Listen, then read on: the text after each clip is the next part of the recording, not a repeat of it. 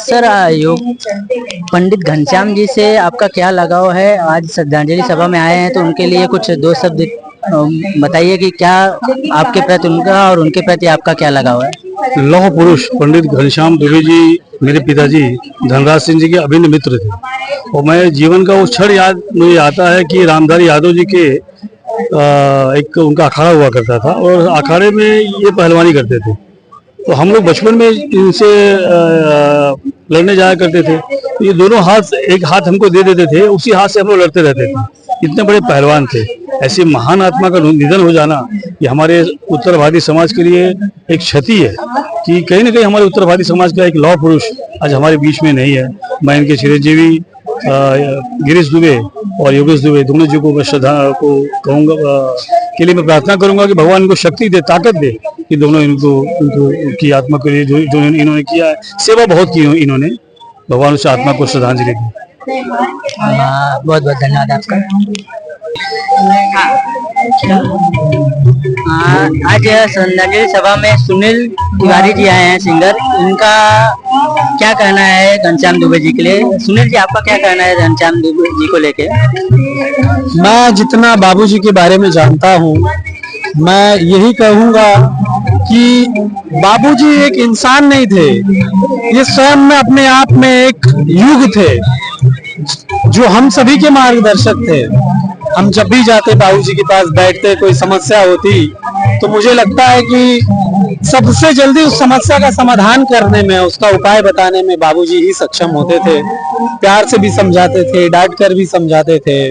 और बहुत दुख है क्योंकि ये सच में एक युग थे, हम सभी के लिए एक युग थे। ये सारी चीजें आपको जो 10 जगह आप घूमकर आप करोगे, बाबूजी के पास आकर आपको एक जगह आकर वो सारी चीजें मिल जाती थी। ऐसे कल्प वृक्ष थे हमारे बाबूजी, हम सभी। बहुत बहुत बाबूजी भी ऐसा इंसान थे जो देहांत होने से पहले 20-25 दिन पहले जो हमारी मुलाकात हुई, मैं काफी दिन हॉस्पिटल में जा रहे थे तो मुझे बहुत सारी चीज बताई गई है कि दिलीप, हमने हमारे जीवन में बहुत कुछ सीखे हैं और बहुत कुछ लोगों से मिले हैं, तो आप भी वैसे ही करिए जो हम करना चाहते हैं। अच्छे लोगों से मिलिए, अच्छी बातें कीजिए और आगे बढ़िए। और मुझे बहुत सारी योगा का भी योग उसने दिया है कि दिलीप जी, आप ऐसे क्या करो तो आप आगे बढ़ोगे। यानी बहुत सारे लोग जो है जो उसे बाबूजी से बहुत प्यार करते थे और वो ऐसा इंसान थे कि जब भी कोई उससे मिले तो उसे छोड़ने को दिल नहीं करते थे, ऐसा व्यक्ति थे। और आज हमारे लिए बहुत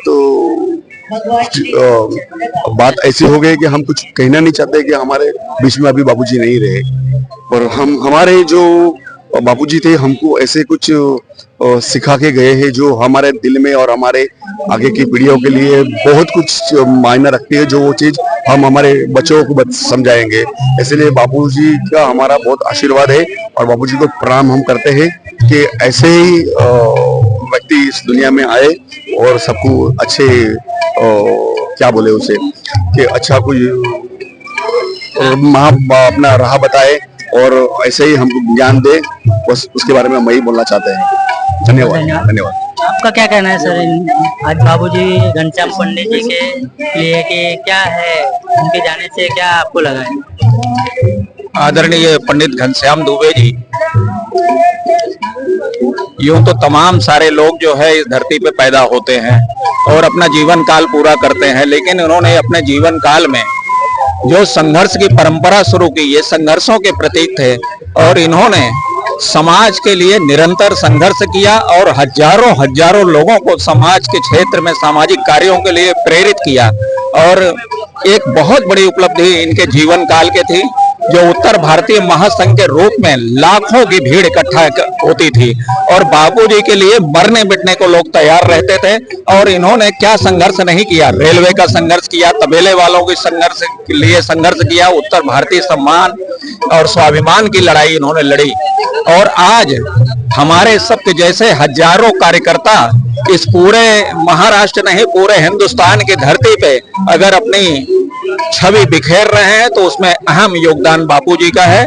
और ये हम लोगों के आत्मा में अपने प्रेरणादायक विचारों के द्वारा अमर हैं, अमर रहेंगे। ये जब तक धारा रहेगी, जब तक इनके कार्यकर्ता के रूप में हम लोग इनके संघर्ष के साथ ही रहेंगे, तब तक ये शरीर से नहीं है लेकिन अपने विचारों द्वारा इस धरती पे अमर हैं और अमर रहेंगे। बहुत बहुत धन्यवाद।